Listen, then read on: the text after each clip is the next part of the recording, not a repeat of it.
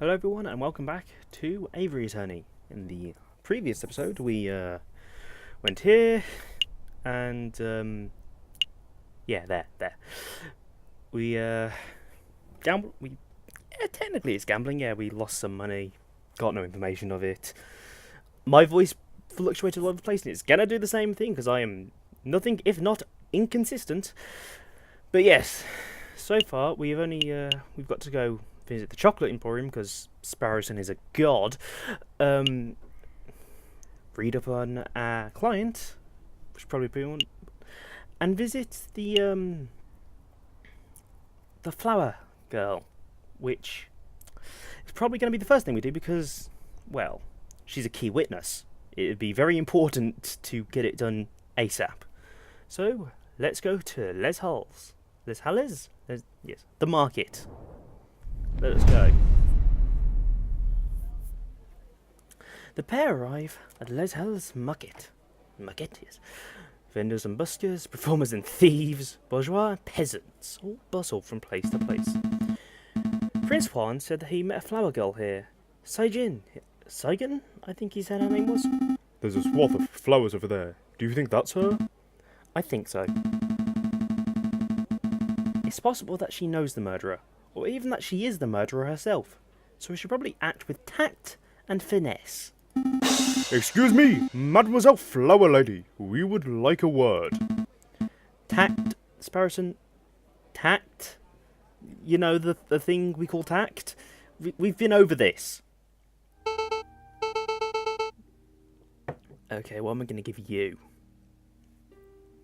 Something light, obviously, but... Good day, messieurs. Are you interested in purchasing a flower? Yes, I would like to purchase a rose from Milady. I'm afraid that I am out of roses. I sold my last one a week ago. Perhaps you'd be saddled with a chrysanthemum instead? 'Tis a beautiful flower from a fair maiden. Please don't mind Sparrowson. He fell out of his nest as a baby and has said dumb things ever since. Hey! Let me introduce myself. I am JayJay Falcon, Defense Attorney. Are you Mademoiselle Saigon? That's right. Catherine and Marie Sagan. I suppose you're here to talk about the royal assassination attempt? How do you know? I am no fool, monsieur. I know that the rose I sold was used as the murder weapon. To be honest, I'm surprised it's taken so long for someone to directly question me. The Parisian police seem to have a habit of missing obvious leads. So, do you mind if we ask you a couple of questions? Business is slow. Please, ask away. Who bought your last rose? Mademoiselle, you mentioned that you sold your last rose a week ago. Who did you sell it to? The person who brought the rose, I didn't catch his name, but he was a charming red fox. Fuck. Sounds like our one. I met him around a week ago, on the 6th. We talked for a little while about the usual things, you know, like how everyone seems to be in debt these days. Then he bought a rose and left. I hear that the fox is on trial, but to be honest, monsieur, I don't think he's guilty. Oh? Why is that? Well, actually, never mind. It's just a gut feeling. No, tell us. Mademoiselle, it just so happens that we're defending this particular fox in the Cour d'Assises. I butchered that. If you have something to say that could prove his innocence, any evidence, statements, stuff like that, now would be the time to let us know, please. We want him to actually be innocent. We don't need a repeat of last time. I'm sorry, messieurs. I can't. Oh, bollocks. Wait! Mademoiselle Saigon, wait up! Bugger. Nice display of tact and finesse, Falcon. You scared her off! You dipshit. This one obviously knows something crucial about our case, well, otherwise why the fuck would she say that and bugger off? We need to get to the bottom of whatever it is. Agreed, but I don't think she'll be in the mood to tell us anything else. I know, why don't we try acting with a little more tact and finesse next time? Sparrowson, shut your beak before I shut it for you. Hush. Well, that's a waste of a day. Bloody hell. Okay, up next, we shall do... The Library or the Chocolate Emporium. Chocolate's important evidence, but let's read up on our client. This humble, hidden library. I'm not even going to try saying his name. Here for a little light reading, are we? Light. Not quite, person. I'm throwing the hunting beagle's advice. Don't eat poisoned pork. That is good advice. As a pork lover myself, that is very good advice. But no, we're here to do research not on Hawaiian, as I've been saying this entire time, because I'm an idiot, but to find out what type of poison acts that fast with those symptoms. The other piece of advice. That if we want to learn about a member of royalty, we should at the library. Excuse me, I'm talking out my rear. Oh, that makes sense. Say, Falcon, I've been meaning to ask, since we're in a library and all, are you a classic literature fan, or do you prefer more modern works? Readings for squares. No, as somebody quite likes reading. I like modern novels. Have you read The Three Musketeers yet? It has heaps of romance, intrigue and action. You would love it, Sparrowson. Don't patronise me, Falcon. Of course I've read The Three Musketeers. Despite its contrived narrative turns, I enjoyed the novel's scathing critique of our current socio-political climate. Really? Wow, that's quite an insightful review, Sparrowson. Wait, you just memorised that single sentence to sound well read, didn't you? Maybe. Maybe not. You can't prove anything.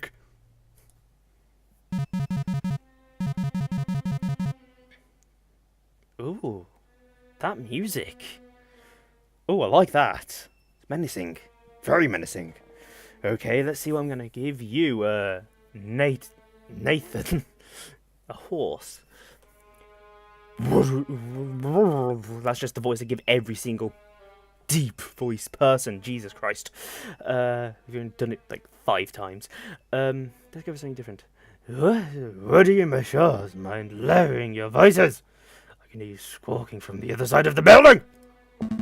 My apologies, monsieur. We'll keep it down. Wait, you're a librarian, aren't you? An astute observation. Yes, messieurs. As the only quiet person in the library, I am most assuredly the librarian. Well, now we'll have your attention. My friend wants to ask you something. I do? Oh, right, I do, yes. What can you tell us about... No. Well, I'll ask both anyway, but what can you tell us about the Spanish monarchy? You seem like a scholarly, well-read individual. Let me just butter your biscuits. I'm sure you're up to date on geopolitical news and the like. I don't need your praise. Spit on whatever imbecile question. I've already forgotten what voice I've given him, and that's just led to that glory for your ears. I'm so sorry. I actually look at my fucking audio levels while I do that. Jesus fucking Christ. I've been doing this for like a year. I don't need your praise. Spit out whatever imbecile question is in the back of your throat. Well, we understand the Spanish throne is currently under dispute. Can you give us a brief rundown on who the contenders are? That's a trivial question. Even an elementary school child can name the immediate heirs to every throne in Europe.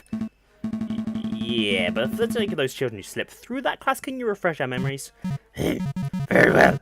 This is what I'm giving them. Pay attention, because I'm not repeating myself. The current reigning monarch of Spain is Queen Regent Isabella II of the House of Bourbon, daughter of King Ferdinand VII. Upon her death, the crown would likely fall to her husband, King Consort Francis, Duke of Cadiz, although it is certainly possible that an immediate family member could stake a claim. However, the Queen's current position is being disputed by the Carlists, headed by the Count of Montemolin. I hope that answers your question. Did you catch any of that, Sparrowson? Not a word. Monsieur, we're actually more interested in a Prince Juan Guido of Spain. I don't think I heard that name in your explanation. A Prince Juan Guido? Is that what you said? Monsieur, I think you've been misinformed. There is no current Prince of Spain, and I'm not even sure no Guido is a real name. Certainly not line of any Spanish monarchy. How strange. He's giving us a fast one. He's trying to jape us. What does this mean, Falcon? Well, one thing is for sure. Our client is not the Prince of Spain. Maybe he's a delusional lunatic. Or perhaps he's involving us in some sort of con. Or he fancies himself the Prince of Spain. He's very fabulous for it. Oh, fuck, I'm going to have to remember his voice. We don't have long before the trial, but it may be in our interest to confront Prince 1 directly and get some answers. Right. Are you two quite done chit-chatting? What can you tell us about Don Quixote? I borrowed this book from a friend. What can you tell us about it? Don Quixote La Mancha? It's a classic. Everybody has read it. Yeah, everybody. But for those who haven't... I'm not going to summarize a great work of literature for two imbeciles who are too lazy to read. Nor would I expect you to, Monsieur. But what can you tell us about the physical book itself? This particular book didn't come from any library, if that's what you're asking. See? There's no library stamp or card. It shows a quote from a bookshop, a French bookshop, if the French translation of publishing information wasn't a giveaway. I see. Thank you. Do you have any other questions, or can I get back to work? Piss off! Piss off! I don't want you in my library! This voice has changed 8 times in the span of 3 seconds. Don't worry, Monsieur. I think we're done here. Because I don't want to voice you. Thanks for your time. And a bid you good day. So now we have to confront the chocolate. Ooh. Will pop up on the map screen. You're telling me this is why? These simulations are only available for 1 day participating, but they take no time to visit. Their viewing is entirely optional. Well, of course I'm going to visit. Let's have a look.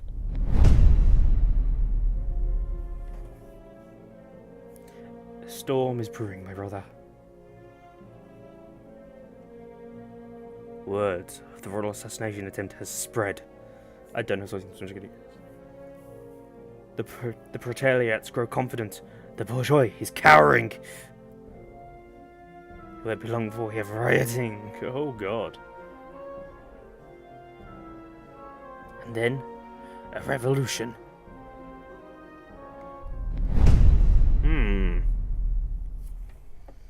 Anyway, yeah. So we gotta go there, and we gotta go there.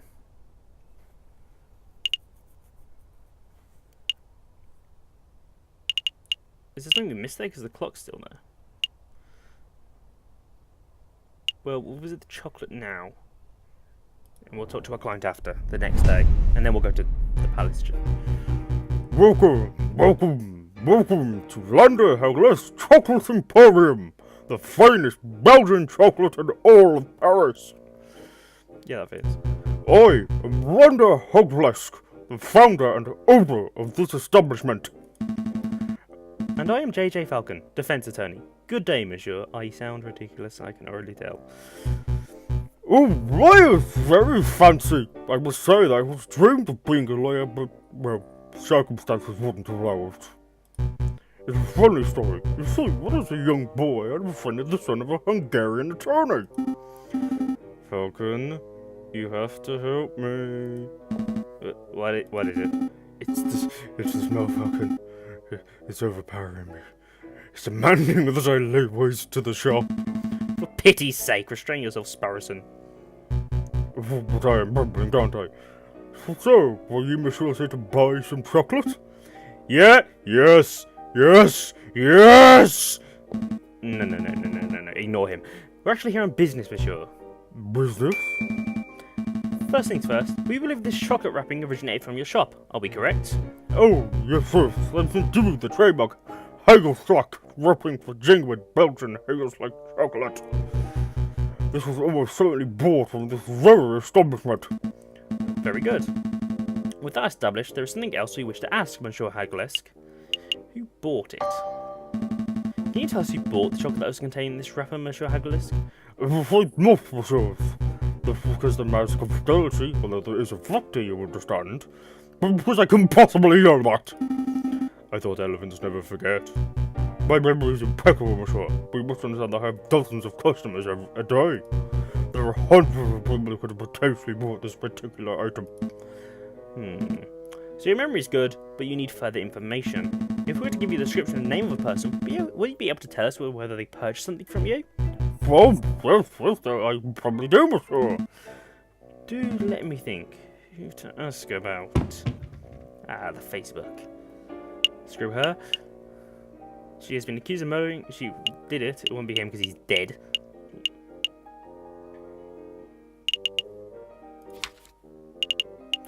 So let's look for people involved in this case.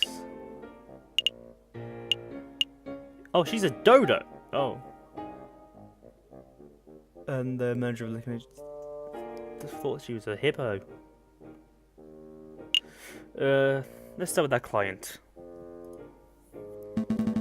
Have you ever served Juan Guido, the Prince of Spain? Prince of Spain? No, sure. Well, that's good to hear.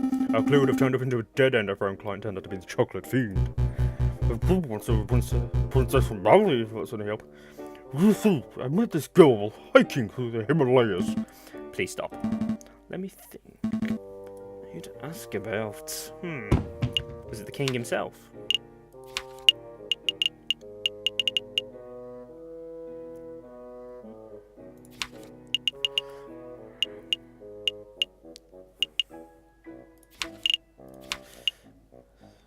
Was it the Ugan Prince? Was it Major Howl? A victim? Have you ever seen a member of the Royal Guard by the name of Major Howl? No, monsieur. Are you sure? Yes, monsieur. I've had many soldiers, but I don't think a major here in recent memory. What does that mean, Falcon? Have we lost our lead? Not necessarily. Just that Major Howl didn't buy the chocolate that may have killed him. Still the possibility someone else bought the chocolate for him. That's our lead. That's who we need to find. I see. High-ranking officer of the British Club who was on his way to Zimbabwe. If you want to hear that story. No, I don't want to hear that story. Don't. Let me think. Okay. We're here until we get it right, I see.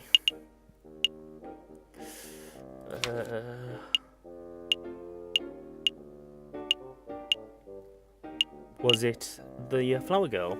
Have you ever said a flower? Flower? Yeah. I said the correct thing, but I thought I mispronounced it, so I went back on it in my typical fashion. Have you ever served a flower-standing swan named Catherine Marie Sagan? No, monsieur. What are you thinking, Falcon? I'm not sure, to be perfectly honest. She with the chocolate fiend, their investigation would become much simpler. But since she's not... Before I'm going tired of these inquiries. Perhaps you come back another day. You know, Falcon, it's possible you just haven't encountered the chocolate fiend yet.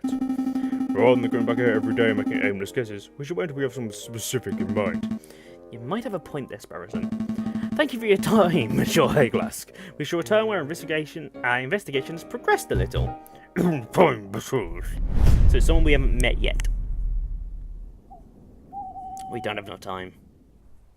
We're going to the concierge. Let's confront our client for lying to us.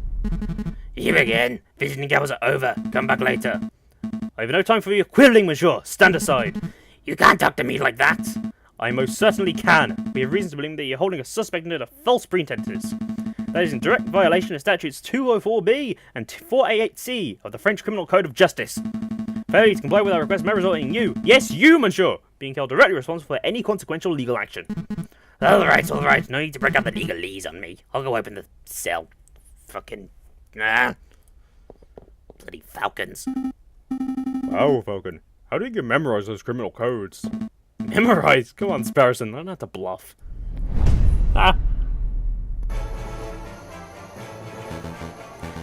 Single Falcon. It's so good to see you again. You have some good news about my case, I hope. Let's handle this with tact.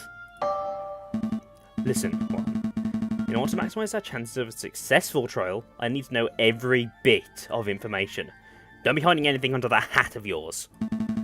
I can't work with half-truths. If you tell me one thing and the prosecution's evidence tells me another, then we're both in trouble. I'm afraid I'm not going to follow, senor. Do you want me to spell it out for you? I know you're not the Prince of Spain. I know that your name is not Juan Garrido. Where is this coming from? I assure you, senor, that I am who I claim to be. If you want to try to be a farce, then you don't need my help. Come, Sparrowson, we're leaving. Wait. Calm yourself, Monsieur Falcon. El violor. Did you just say Monsieur? What happened to your Spanish accent? Your suspicions are well placed. Juan Garrido is not my real name. And I am not a Spanish prince. That was just a persona I concocted for the purpose of getting arrested. Why do you want to get arrested? Why would you want to get arrested? You're putting me in a difficult position, messieurs. To tell you the full story, I would be putting someone else in danger. How about this? I'll tell you a story. I like stories. There was a girl, a mademoiselle, who was in a great deal of debt. Everyone has debt these days, monsieur. Indeed, but this particular mademoiselle was indebted to a very powerful man, and that man wished to collect. That mademoiselle had no means of paying, so the man offered her a deal. Murder this man, and I will forget what you were owed. Refuse, and I will reap what I am owed from your parents. With no alternate options, mademoiselle accepted. But another man, a gallant knight with foolish, arcanic notions of chivalry, heard the mademoiselle's story. The knight knew that murder was inevitable, but he saw a way to take the fool in the mademoiselle's place. Do you understand what I'm saying, messieurs? Oh, fuck. You killed... Oh, fuck. I understand, monsieur. To be honest, it wasn't the subtlest of all allegories. Storytelling was never my strong suit. But I am glad that you were seeing things from my perspective. Hopefully that sheds some light on the situation. If I may ask, monsieur, why don't you just go to the police with the information that you had? The police are not always an option. What is a man to do when the justice system itself is the problem? I'll let you know when I figure it out, monsieur. I'll let you know. Dwell on it.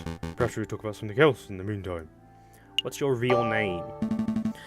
So, now that we've done that, let's cut through the bullshit, get right to the matter. What's your fucking name?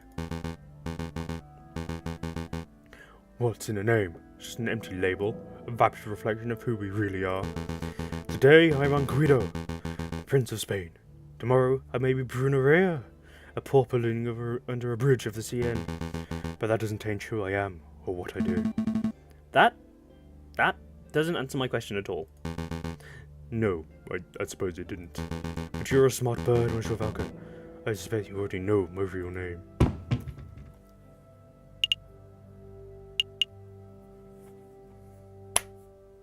Really? Are you Renard Vulpes? You're Renard Vulpes, private investigator. Very astute. And you are Monsieur Falcon, private defense attorney. But that wasn't always your name, was it, Monsieur Falcon? Just like me, you know how to adopt a new persona on a whim. What? You changed your name, Falcon? I didn't know that! This isn't about me. Juan, Renard, Monsieur. We're trying to uncover the truth here. Of course. So what the truth is it that you're attempting to uncover, Monsieur Falcon? I don't have any more questions for you, Juan. I think we've learned all we can for now. Really? I don't think we'll learn very much. Oh, Monsieur Falcon. I'm giving them the same voice. Before I forget, could you find Mousy and ask him whether the birds have successfully flown south for the winter? Whether the birds have flown south? What is this, some sort of code? Something like that. But rest assured, Monsieur, that this does not directly pertain to the case. Well, if we have time, I'll be sure to let Mousy know. Let's make a move, Sparrowson. Trial day is approaching. Right. Is the Facebook updated? If it has, then I'm going to go back to the chocolate. I can't check. I've only got to go to the Justice Hall itself. It's go time. So then. I might need to go get more water after this. I'm already halfway through my glass. Speaking, we don't speak much. A lot of work, okay? Once again, Falcon and Sparrowson find themselves waiting outside the doors of the Tribunal de Grande Instance. Are you feeling nervous, Falcon? Yes. Of course I'm nervous. What have we learned about Prince Juan? What do we know about the real murderer? Nothing. Easy there, Falcon. We can do this. Single, Falcon. I trust everything is in order. Absolutely. I have every intention of bringing the truth to light in this trial. He's putting the accent back on. Ah, such confidence. That is magnificent to see. And bringing the truth to light, you say. An admirable goal. No more jousting against imaginary giants. I'll have you cease your yammering. The door's opening. Here we go. Buena sorita, Senor Falcon. We will. We will. Are we ready? We're ready.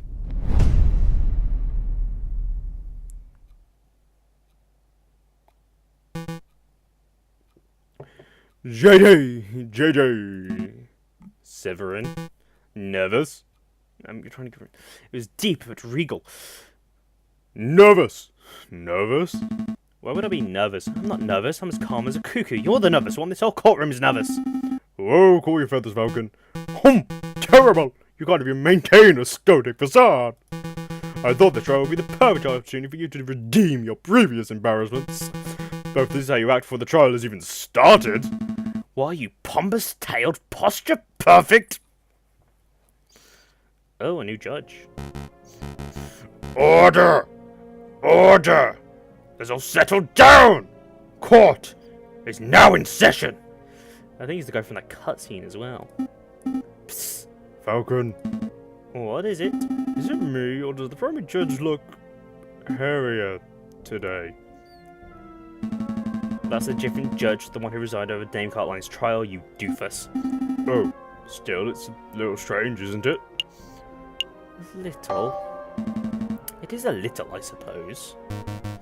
Excuse me, Your Honor. I was under the impression that Judge Maxine would be resigning of this case. Where is he? Judge Maxime has gone on a temporary sick leave due to terrible accident involving a flight of stairs. But rest assured, messieurs, prosecutor, defense, and members of the jury, that I am more than qualified to fill his shoes. Without further ado, let's get this show underway. This is the trial of Prince Juan Guido, who stands accused of murdering Major Howell and of conspiring to murder the king himself. Roll call! The defense is present and ready, Your Honor. The prosecution is ready, Your Honor! Good. Very good. I enunciated that wrong. I said this to be a nice, speedy trial. I don't want to see this dragged out by technicalities and bureaucracy. Well said, Your Honor. I expect that, once the court sees the overwhelming evidence, this trial will be over in 5 minutes. I've known of another prosecutor to make that same assumption. He got done for murder in the end as well. At least you're not wearing a fucking toaster on your face. 5 minutes?! He's just messing with your head, Falcon. Keep it together. So, we're all on the same page. Excellent. Prosecutor, please call your first witness to the stand. Very well. I will call the police officer who invested the crime scene. I call upon Inspector Just Valetti. Stand up to the stand, Inspector, and recite the oath. I swear to speak without hatred and without fear, to tell the whole truth and nothing but the truth. Please recite your name and occupation for the court record. My name is Inspector Just Valetti. I'm a servant to the law, a scourge of the gutter rats. That will do, Inspector. We've all heard your monologue before. Wow, Kokiri is really going for the speed record, isn't he? No. Can you tell us what you witnessed on the morning of the 7th of January? Of course. At 10 o'clock. 10 o'clock. Wow. In the morning, I was called to Louvre's Grand Gallery by one of the King's Royal Guards. Did he just say o'clock? There, I saw Prince Juan, King Louis Philippe, the corpse of Major Howell with a rose in his hand, and around two dozen citizens. The citizen, the king himself, all attest to seeing Major Howell taking the rose from Prince Juan's hand, and then promptly dropping dead. And what did the morgue uncover upon examination of the corpse? The coroner determined with absolute certainty that Major Howell died of poisoning. Aside from a prick upon the finger, there was no sign of external harm to Major Howell's body. Therefore, the poisoned rose must have been the cause of death.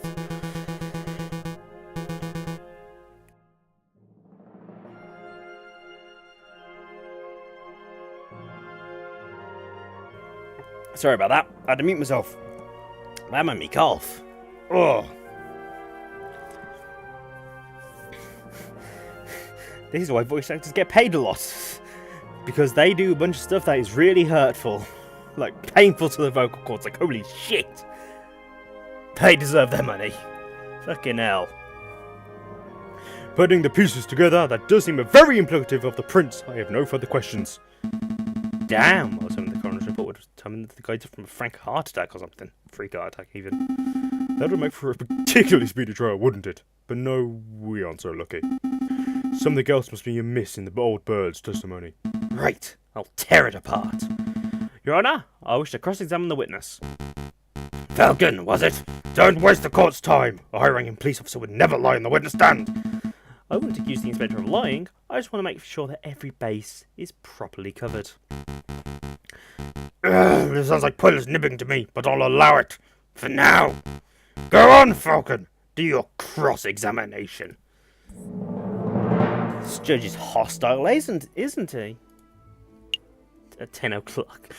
Major Howell, 24 citizens. Those all potential witnesses. Let's look over the evidence. I don't like the fact that mouse does that. Okay, so we've got the book, the rose, page.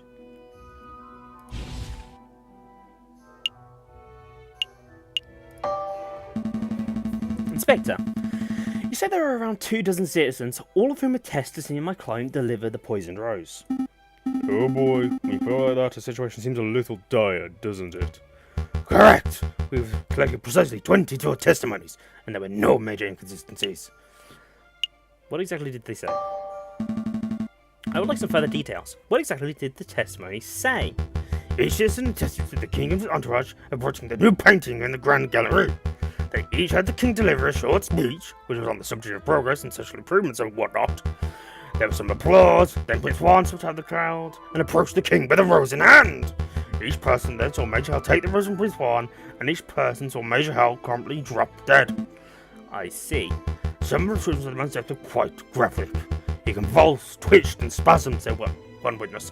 His mouth throbbed like he's a rabid lunatic, said another. Thank you, Inspector. I think we get the picture. Yes. Are they trustworthy? Are the testimonies trustworthy? I saw nothing to give me doubt.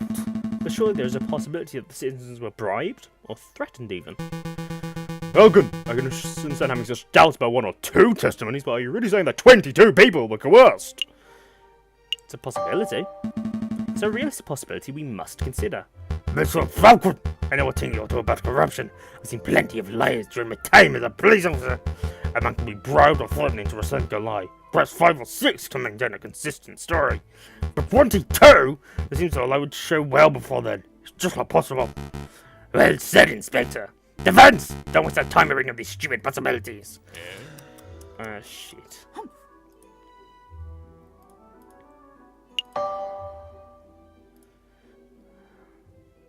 Tell us more about the poison itself. Inspector, you said the chronoton was certainly that Major Howell was killed by poison. Correct! He said the science since were textbook. There's no possibility the death was natural. What kind of poison was it? Did the coroner mention specifically what kind of poison it was? He was not certain, but he was positive. At first, the coroner posited there was a plant-borne poison like that of the aconite flower. But when he learned how fast the poison took effect, he knew this was atypical of acetine. Consequently, he suggested there may be some newly engineered concoction. A newly engineered poison, you say?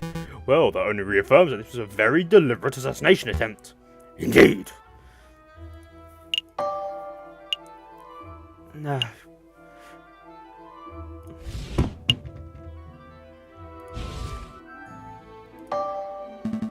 Never mind. I have no more questions about the poison. That's just the general about Major Howell himself. Inspector, I would like to ask you about the victim, Major Howell. Who was he? It's curious. We spent a whole investigation focused on the murder, but I still don't know much about the victim himself. Exactly who was Major Howell? He was a royal guard, a well-respected dog who's getting it on in the years.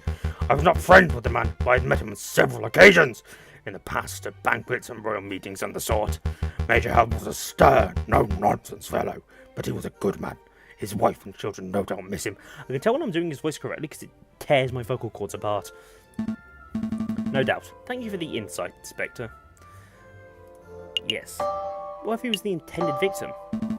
We've been treating this case as the intended murder target was King Louis Philippe. But there was another possibility. What if the killer was trying to murder Major Howell from the very beginning? JayJay, stop talking. You just said something very stupid. I can explain why and humiliate you in front of the entire court. Alternatively, you would retract your question right now, and I'll save you humiliation for another day. I retract my question. On second thoughts, I retract my question. A wise choice. No. 10 o'clock, you say? Correct. 10 o'clock. How long did it take you to arrive? For the time you were called, how long did it take you to arrive at the crime scene? Around 5 minutes. I happened to be in the neighbouring Palace Royal at the time, so it was a simple journey. I'm guessing Major Howell would have been dead for around 10 minutes by the time you arrived. That would be a fair estimate. Plenty of time for a bad guy to slip away, huh? That's definitely a possibility. I don't think the court appreciate my wild speculations, though. Yes. Surely you mean 10 o'clock. Surely you meant to say 10 o'clock? I beg your pardon? You clucked like a chicken. JayJay, do you really want to kick off the show by picking up petty pronunciation peculiarities? No, I don't. I suppose not. Let's get the clucking nonsense and get down to some real lawyering. No. Back to the poisoning. I've got to ask the other thing.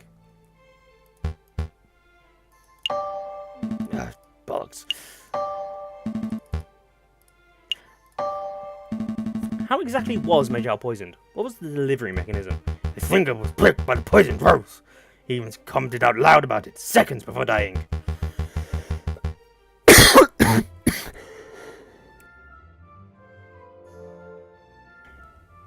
Seriously, I might just change this guy's voice to stop myself hurting. But no. I've committed. And I got my water. The 22 citizens who witnessed the murder attested to seeing and hearing this. Is there any possibility he was poisoned by something else? What an absurd thing to ask, JayJay. You just heard that 22 people saw the victim prick his finger and die. Why are you suggesting that the pricking had no relation to the poisoning? I wish I could abuse the system like I could with Phoenix Wright.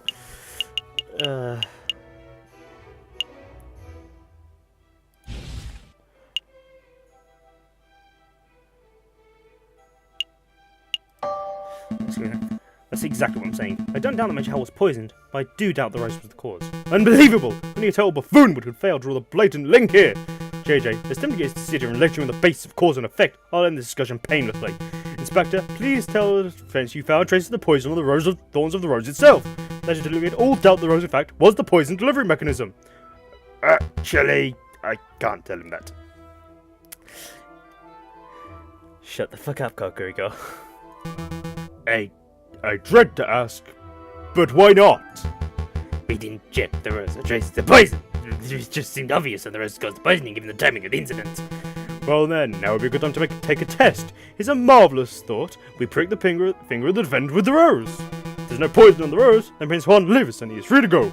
If the rose is poisoned, then the prince dies. That is okay, because the punishment will be just and fitting of the crime. A marvellous suggestion. What is this, a witch trial? This isn't America, Severin. It's not how we do things here. Have your fellas. JayJay, it's clearly a joke. There are far more human ways of tasting the poison. I'm sure the inspector will perform his duty with due diligence. Actually, we won't be able to test the rose of poison at all. Why is that? Given the dangerous nature of the flower, it was destroyed by the police force. We burned it to ashes. Such unprofessionalism. If no way to know where the rose was poisoned, then this whole trial ought to be called into question. Nice try, JayJay, but through the process of elimination, we can still dispute with absolute certainty that the rose is poisoned. In other words, there's nothing else at the crime scene that could have caused the poisoning. Wrong! There was something else at the crime scene that could have contained the poison. Something the investigative police force so blindly overlooked. The chocolate wrapper. Look at this. What am I supposed to be looking at? It's the paper wrapper to a piece of chocolate. It was found in the Louvre, the Stars de Tibre to be precise, and we can date its consumption to the date of the incident. You're not suggesting that Major Hal ate a piece of poisoned chocolate moments before he died? I most certainly am. That's good. Do you see this wrapper at the crime scene for your own self, Inspector? The police will soon have the time nor resources to destroy every piece of trash at the crime scene, I'm afraid. In other words, you overlooked it. Astounding unprofessionalism. The prosecution is right to be disgusted. What a disgraceful display, Inspector. I offer my apologies, Your Honor. I don't want your apologies, I want you to do your damn job properly. Get off this witness stand before I kick you out myself. As you wish. I will take my leave. Until next time, messieurs. Please never come again. So, let me get this straight. The chocolate was found at the crime scene. Correct. And you have reason to believe that it was consumed on the day of the incident. I do. I am an expert food tasting witness who is willing to testify if need be. You have a foodie witness? I don't recall anything like that. Who on earth are you talking about, Falcon? Oh, I see. But do you know for a fact that Major Hal consumed this chocolate? Well, that is a fact we are still investigating. I see. And you have evidence that this chocolate was in fact poisoned? Again, that's something that may require a little more time to definitively prove. So then, in actuality, you do not have evidence that Major Hal consumed some poisoned chocolate. Instead, you have a solitary piece of rubbish that you took straight out of the gutter. That's weak, even for you, JayJay. Let's move things along. I have another witness I would like to summon. He is a man who claims to have an excellent view of the people going in and out of the Louvre at the time of the incident. I call upon Monsieur to nightly. Could the witness please approach the stand and recite the oath? Hello? Oh, right, the oath.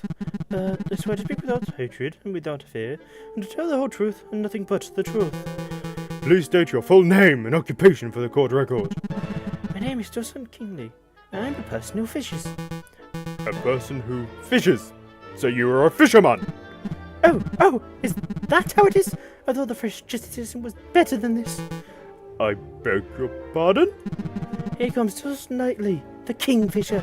Clearly he must be a fisherman, because, didn't you hear? All kingfishers are fishermen. Well, you are carrying a fishing rod. And can a man not carry a fishing rod, reel and bait without being branded a fisherman? Look, prosecutor's carrying a riding crop. Clearly he must be a horse jockey.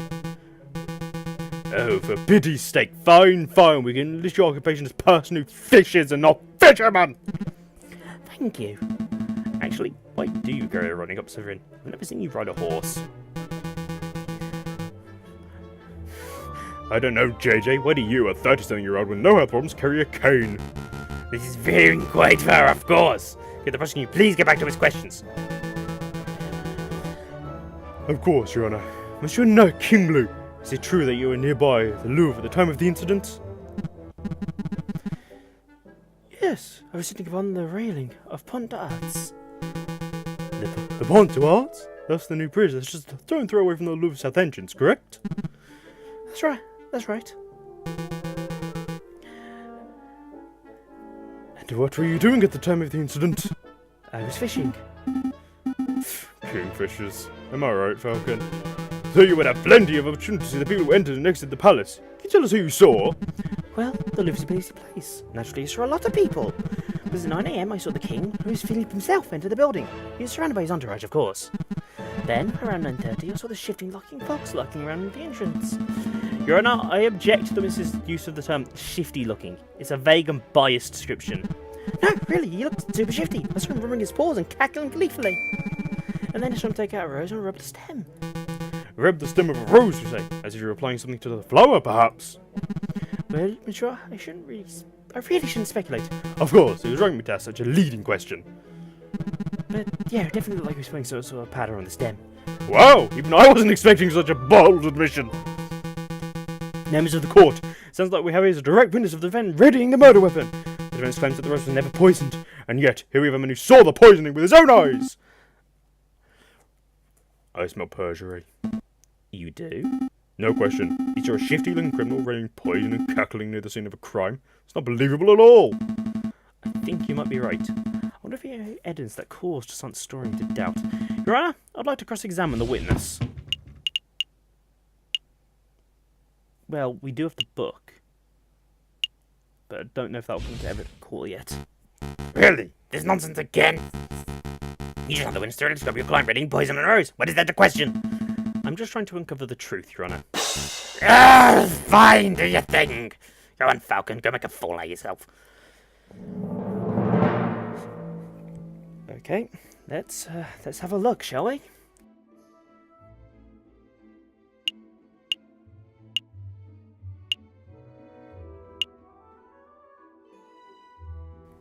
Well, the most important one would be going off this powder. Let's have a look. Monsieur Kingsley, you say you saw a fox rubbing the stem of a rose. Yep, saw my own eyes. Are you sure you saw powder? How far away from the south entrance? 20 metres perhaps? 30? I'm somewhat doubtful you can make out powder being applied to anything at those sorts of distances. Not sure, I don't claim to have seen the powder itself. I said that it looked like he was applying powder to the flower stem. It could have been a wax, or a liquid, or whatever. But the guy was definitely putting something on the flower. I see. Well, that's nice and vague.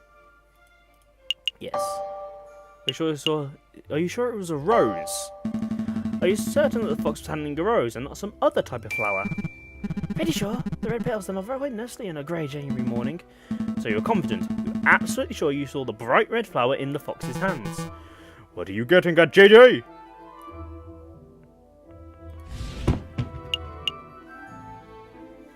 He didn't possess a... Yeah.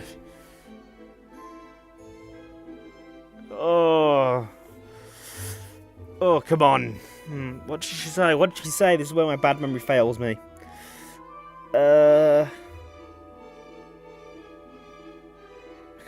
She said that, she said that the fox got the rose. Nothing, really. I'm just making sure Monsieur Kingsley is confident about what he saw. I'm as confident as a Christian carp. No. Okay. Shifty-looking fox. Monsieur Kingsley, you claim that you saw a shifty-looking fox. Yep, super mega shifty. Are you sure that the that's racist? Are you sure that the fox was Prince Juan? There must be at least 100 foxes in Paris. How do you know the fox you saw was Prince Juan? Well, he was wearing a suave hat that hanged low over his eyes. Is how they wear them in Spain. I'm not much of a fashion expert, but the rest of his outfit looked quite out of place for the French winter. Is that all you're going by?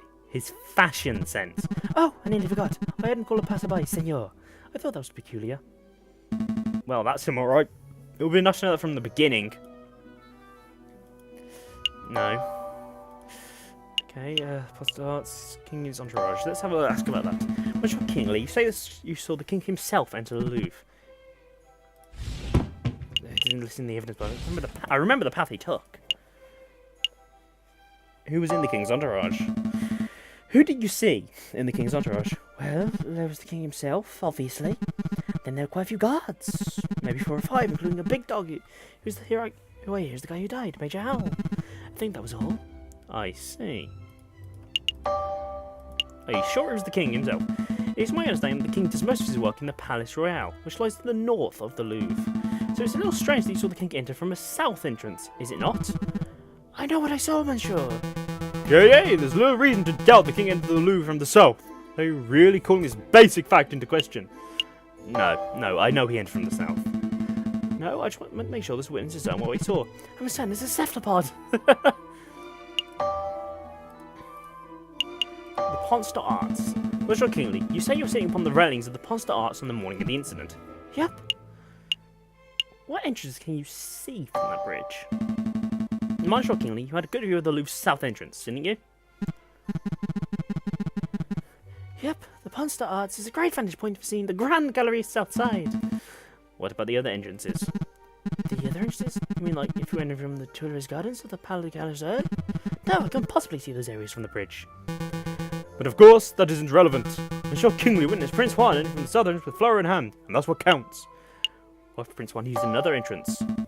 What if Prince Juan didn't enter from the south entrance? What if he approached the Louvre from Tuileries Garden? He was at the garden.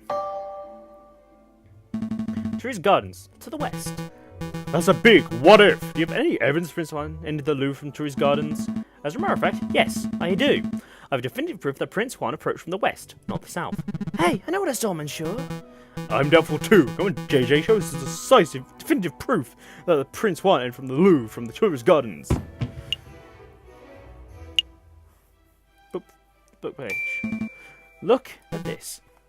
A book page? Page 44 of Don Quixote, to be specifically, is found just outside the Louvre's west entrance. This proves nothing. I'm not done yet. Take a look at this. Don Quixote. This is the book Prince Juan has been reading in jail since his arrest.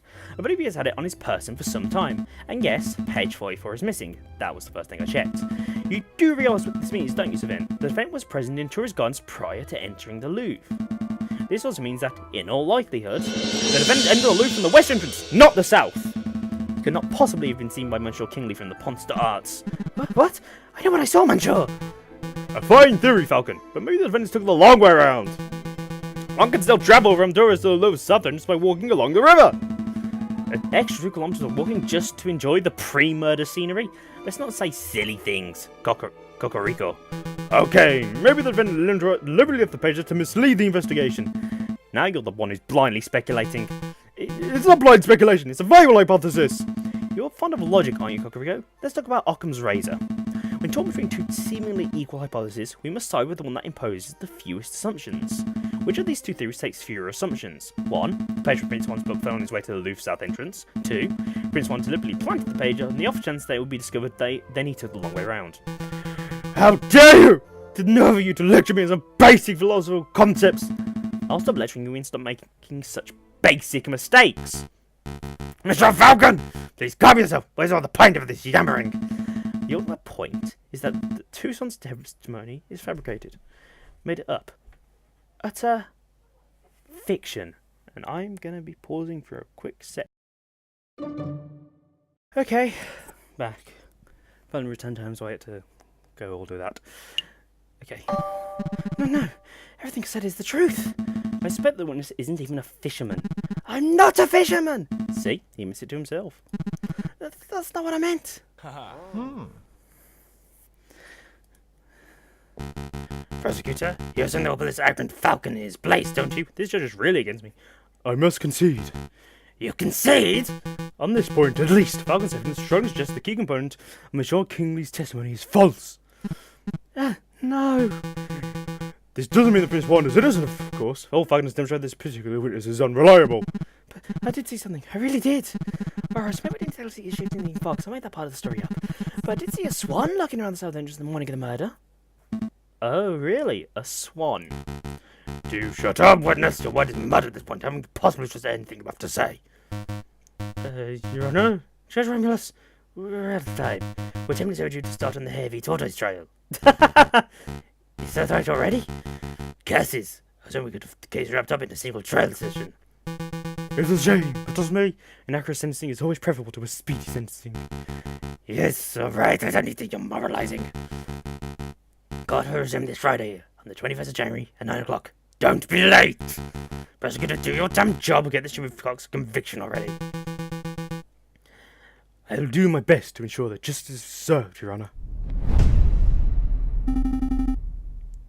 A lot came up in the trial, huh?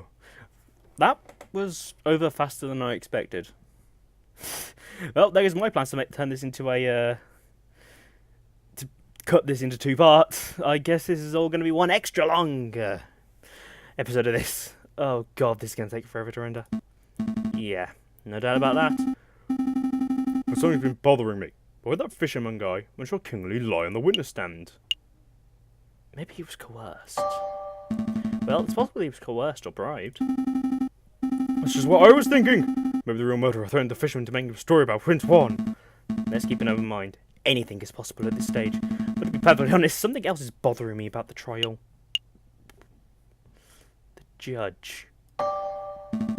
Judge Romulus. He's acting without a shred of professionalism. He's obviously more interested in securing a guilty verdict than he is in discovering the truth. But why? Maybe he's a vendetta against Spanish royalty. I'm not so sure. There must be something else at work here. Is this Mousy? Oh no, Excuse me, Monsieur Falcon. Sorry to bother you, but this letter just arrived.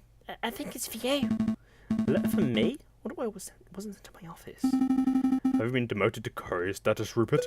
Oh, hush, Sparrowson. I didn't need to be baited by a first-year dropout. Oh, good comeback. So what does the letter say, Falcon? It's a threat. A threat made with cut-out newspaper letters. Whoa, I didn't know those things actually existed. Let me see. Falcon, stop your investigation or there will be consequences. Scary. There is no question this letter originated from Major Hal's murderer. He, or she, must be aware that we're getting close to uncovering the truth. Sounds about right. But would a person writing cut-out newspaper letters like this? Asking one's handwriting would be the most common reason. Although I can't help but wonder why they would bother, since we don't have any handwriting symbols to compare it to, unless we do. We're still going over that investigation though, right? Absolutely. Of course we are. Oh yes, absolutely. If a lawyer were deterred every time they received a threatening letter, they would never get any work done. Ever. Besides, with only 3 days before the next trial session, we can't afford to be worrying about petty things like this. Tuesday, Wednesday, Thursday. Wow, you're right. Let's make those days count. Okay. I'm going to end it there. My voice hurts way too much to carry on. Thanks for watching, everyone. It's been a good episode. I'll see you all next time. Toodaloo.